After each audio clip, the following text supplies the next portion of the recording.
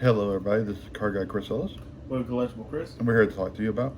Our predictions are for the Super Bowl and our predictions of who is going to win the awards that are coming up this Thursday in the NFL Honors, which is going to be MVP, Offensive Player of the Year, Defensive Player of the Year, the rookies on both offense and defense, Comeback Player of the Year, Coach of the Year, and they also added the Offensive Lineman of the Year for the first time. Well, they used to have it, but I guess they're bringing it back now. So. Mm. We'll do the rewards before we do our Super Bowl prediction. So, do you want to go from? You just want to go straight down? Yeah, why don't we just go straight down? Okay. So, MVP we're gonna say our top who should be in our top three.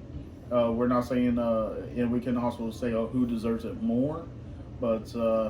I'll start and then we'll just go back and forth. With MVP, my top three is Matthew Stafford, 65% completion, 4,700 yards passed, and 46 touchdowns, 8 interceptions.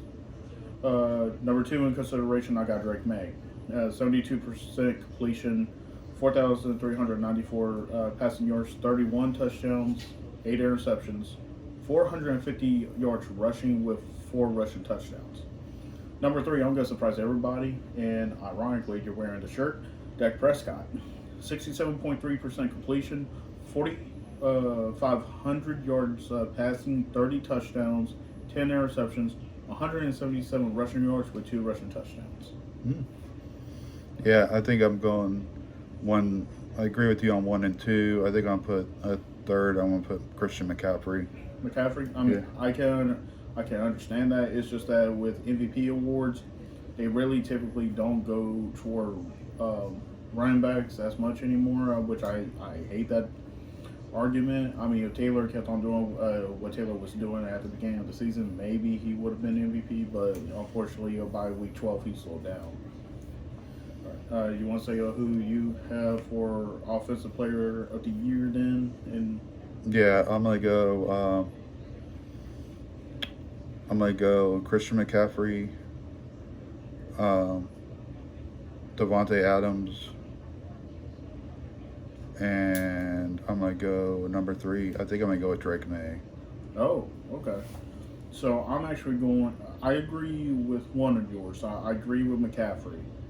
311 attempts, 1,200 rushing yards, 10 touchdowns, 102 receptions, 924 receiving yards, and 7 receiving touchdowns. I do disagree with the other two.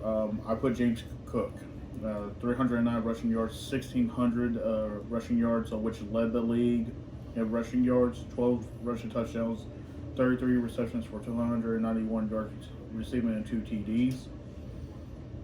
I went with a different receiver over Adams. I had to go with Jackson Smith-Njigba, who led in receiving yards, 119 receptions for close 7 yards shy of 1,800 and 10 receiving touchdowns. So I can make a case for Devontae, who is also in contention for comeback, as well as you said. Who was your other person? McCaffrey. Adams, and May. May, and I can see that. If May doesn't win MVP, he can win Offensive Player, so I can understand that. All right, Defensive Player of the Year. Of course, as you get the sack record, you're going to be in consideration Myles Garrett. 60 tackles, 43 of them solo, 33 tackles for loss, 23 sacks, which is now the NFL record in the season. 1 pass deflection and 3 forced fumbles. Another person I have is Aiden Hutchinson, who had 54 tackles, 36 solo, 14 tackles for loss, 14 and a half sacks, 3 pass deflections, 4 forced fumbles, and 1 fumble recovery. And another person I have to give in consideration, mainly because he led the league in tackles. Dolphins outside linebacker Jordan Brooks, 183 tackles. 99 of those tackles were solo, 13 tackles for loss, 3.5 sacks, 3 pass deflections, 1 forced fumble, and 1 fumble recovery. Yeah, I agree with your 1 and 2. 3 is good, but I'm going to put Max Crosby from the Raiders. Crosby had a great year as well. So I don't disagree with that either. Definitely top 5 for sure. So. Yeah, so he'll definitely be there. So. Oh, yeah. Offensive Rookie of the Year. Go ahead and start off, Dad. I'm going to go with the guy from Tampa Bay. What's his name? Ibuka. Yeah, I'm going to go with Ibuka. Warren from Indy. And then I'm going to go with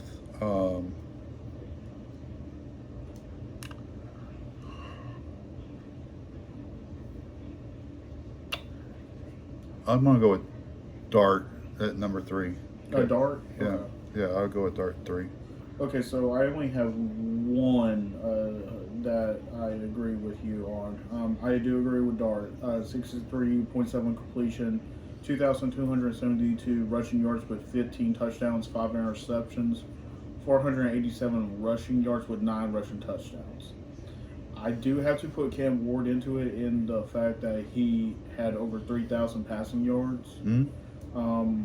2 more interceptions than Dart. 159 rushing yards and 2 TDs.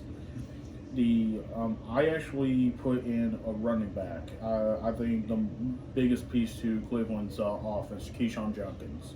230 rushing attempts for 827 rushing yards, 7 TDs with 26 receptions for 171 receiving yards. Mm-hmm. Defensive Rookie of the Year. I know at least one we agree with, and that's got to be Mr. Carson Schwarzenegger. 156 tackles, 67 solo, 11 tackles for loss, 2.5 sacks, 2 interceptions, and 3 pass deflections. That's the one from Cleveland. Yep. I have to give a shout out to Mr. Jalen Walker. The guy with Philly, 36 tackles, 24 solo, 5 tackles for loss, 5.5 sacks, Mm-hmm. 1 pass deflection, 2 forced fumbles, and 1 fumble recovery. The other person, and it was a close one. I know I could give it to the other guy, but Abdul Carter did have a better second half of the season with the Giants. 43 tackles, 25 solos, 7 tackles for loss, 4 sacks, 2 forced fumbles, and 2 fumble recoveries. I like your list. I like that. I think that's a good list. I might move 2 and 3 around, but Yeah. but that's a good list. I like that. Yeah, I agree with that. Okay. Agree with that on the defense, on the rookie. Like we said, it can go either way, but this is just us talking about who is definitely considered top 3. All right, comeback player of the year. Who are the 3 big ones? I'm gonna name 3. I don't know if they're gonna be in my particular order though. I'm gonna name Aiden Hutchinson, probably 1. Number 2, I'm gonna go with I'm trying to think of. I know there's been plenty for this year. But No, there were a lot. yeah, I'm gonna go with 8.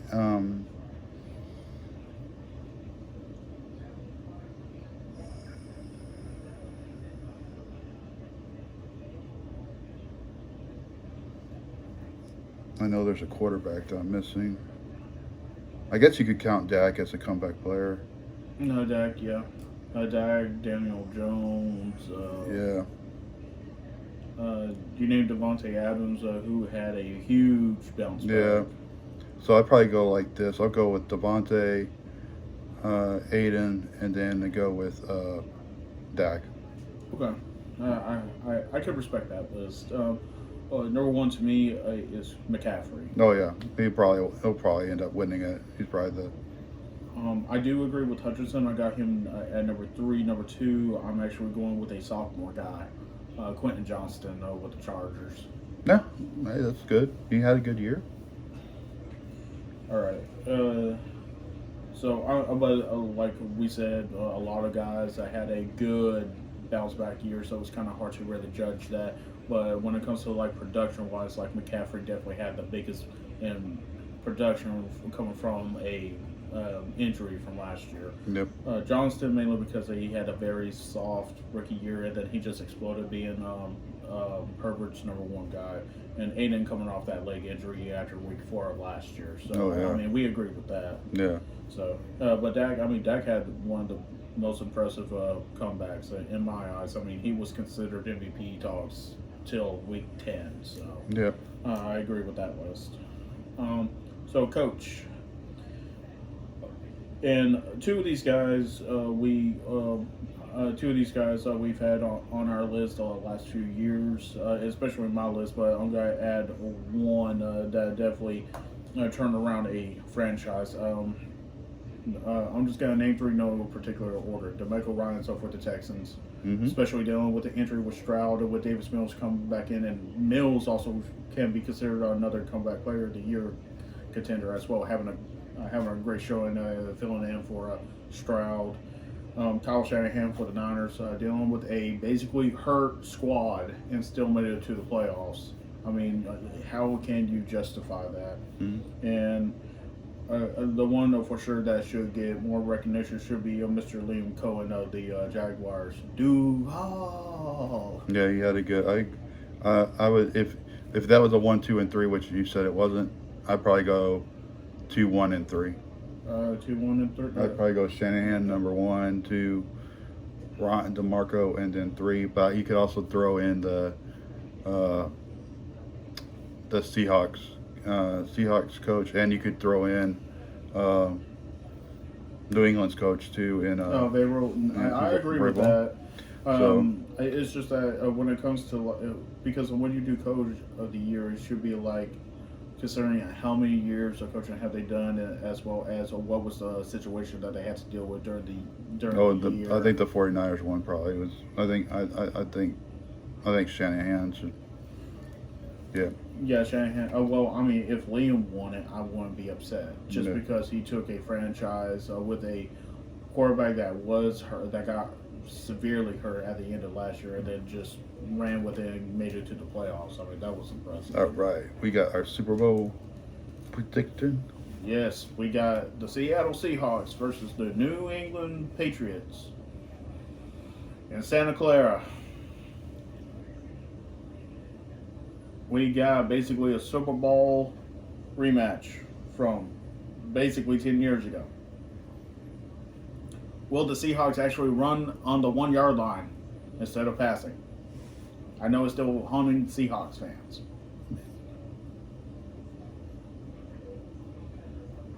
This is what I'm going to say.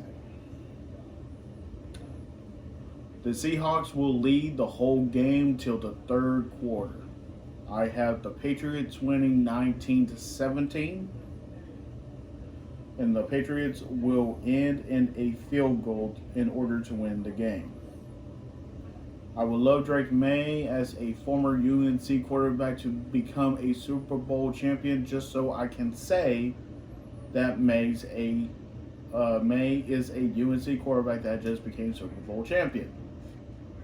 The only reason why I know a lot of people don't want the Patriots to win is so that Kraft could be the one that has the most Super Bowl wins, and the organization becomes the winningest team of all of NFL. Seahawks win. The only player I'm going to be happy about becoming a champion is Witherspoon. That is it. I will forever support Witherspoon, since I have liked him since he played for Illinois. But for the love of God, I do not want the Seahawks to win in Santa Clara. What is your prediction, Nat? Well, I don't have a dog in the fight per se, so I think New England will win. I think it'll be more of a 20-17 game. Ooh. So, but 20. So we're within 3. yeah. Okay. You see, the reason why I have 19, I have 17 on 19. Seahawks will score a touchdown where the Patriots make a field goal. Seahawks will score another touchdown in the second quarter. Patriots get 2 field goals. Then the Seahawks will get a field goal where the Seahawks, where the Patriots will get a touchdown in the third, and then the Patriots in with the field goal in the fourth. That's where I got the 19-17 from. So, 2017 though, that's understanding. Everyone thinks it's going to be a blowout. I don't think it will be. No, I don't think it will be either. I think both teams. And there's been a few people that thinks it's got to be a shootout. I can't see that. Seahawks defense is good, but they slack against good offenses. Patriots defense is better than everyone thinks. When you win in Denver, it's an accomplishment. It doesn't matter if it was a backup quarterback. So, like, with all the fans out there and saying that the Seahawks are just going to torch them, honestly, y'all torch them, cool. But I just think it's going to be way different than we think. I agree. I don't think it's going to be a shootout. If it turns out into a shootout, then it's going to... It'll go to the Seahawks way, in my opinion. Yeah, I think that. Like, May has been great. It's just that I think there's got to be one receiver holding him back, and it's going to be the receiver that has finally made it to the Super Bowl, and that's got to be Diggs. Diggs will want the ball, but May has to play conservatively in order to win the game. Yeah, I think we're going to see a defensive MVP though. Ooh, that's a bold prediction. I think we'll see a defensive MVP, Okay. from either team, from the Seahawks or from the. I know there's not been many defensive MVPs in the Super Bowl. No, last one was Miller, wasn't it? I think so. Yeah, Von Miller with the Broncos against the Well, then Panthers? hold it. We had the No, we had the Tampa Bay guy, didn't we? Then there was a no-name Seahawk. Yeah.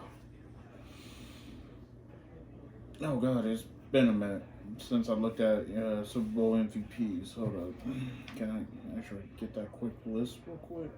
Hold up. But I know defensive MVPs are. Dime a dozen. Yep. But I think I think it'll end up being that type of game. So, boom. All right, because last one was Von Miller. Oh, okay. Yeah, because it's been When he was with the. Miller when he won it with Denver. Okay. Against Carolina because Yeah. the only other two positions that's won MVP since Miller has been quarterbacks and receivers, and the only two receivers were Cooper Kupp with the Rams, and then Julian Edelman with New England when they beat the Rams 13-0 in that horrible Super Bowl. So yeah, but yeah. Okay. But that's our Super Bowl prediction. You got anything else?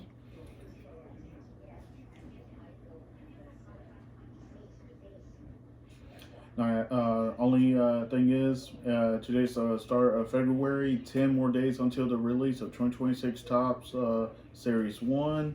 Try to get in contact with your local card shops and see if you can get pricing or anything of that nature, so you can actually get your all boxes out for yourselves or your kids.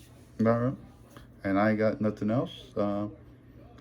Just the NFL awards will be on Thursday. So, and I think the Pro Bowl stuff's on Tuesday. So, And since the Super Bowl is in Santa Clara, it's gonna be an early time. It'll be at 5:30 on Sunday. Yep.